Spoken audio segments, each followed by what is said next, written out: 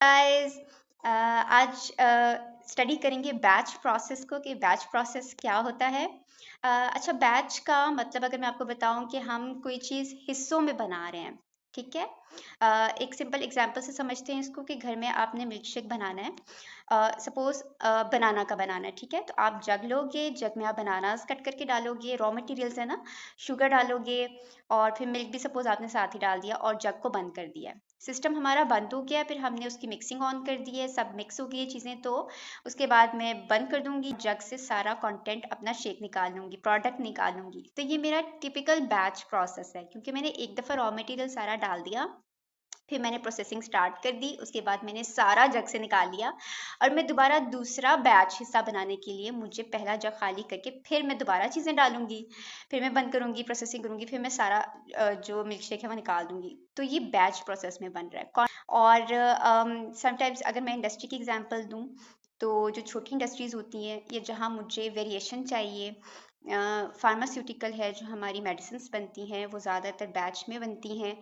एक दफ़ा सारी चीज़ें डाल देते हैं, आपने रॉ मटेरियल्स को मिक्सिंग होती है, उसके बाद जो भी प्रोसेसिंग है, टैबलेट मेकिंग है, कोटिंग है, पैकेजिंग है, वो सारा बैच में एक एक बैच बन के निकलता जाता है, फिर दूसरा बैच आता जाता है। अच्छा, एक और चीज़ है कि समटाइम्स सेमी बैच का या फट बैच का वर्ड भी आपको मिलेगा बुक्स में। उसमें ये होता है कि मैं एक और घर की ही एग्जांपल देती हूँ कि अगर मैंने मायोनीज़ बनाना है, अगर आप मायोनीज़ की रेसिपी देखो तो आपने देखनी है।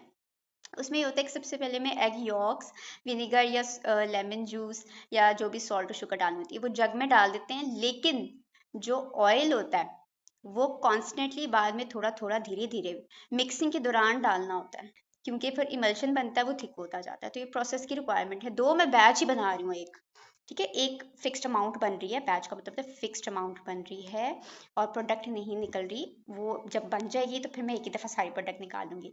लेकिन एक जो मेरा रॉ मटेरियल है वो मुसलसल मैं डाल रही हूँ, मेरी रिक्वायरमेंट है, तो इसको हम सेमी बैच या फेड बैच भी कहते हैं। और ये अपनी आसानी के लिए होता है और चीज़ें कंट्रोल करने के लिए होता है, क्योंकि आप देखो कि अगर आपने एसिड बेस की न्यूट्रलाइजेशन करनी है तो बहुत ज़्यादा हीट निकलती है। अगर आप एसिड बीकर में लो तो उसमें आप एकदम से डाल दोगे ना बेस, तो एकदम से बहुत ज़्यादा हीट प्रोड्यूस होती है, और एक बड़ा सिस्टम होगा तो फिर बहुत ज़्यादा उसको कंट्रोल करना मुश्किल हो जाएगा।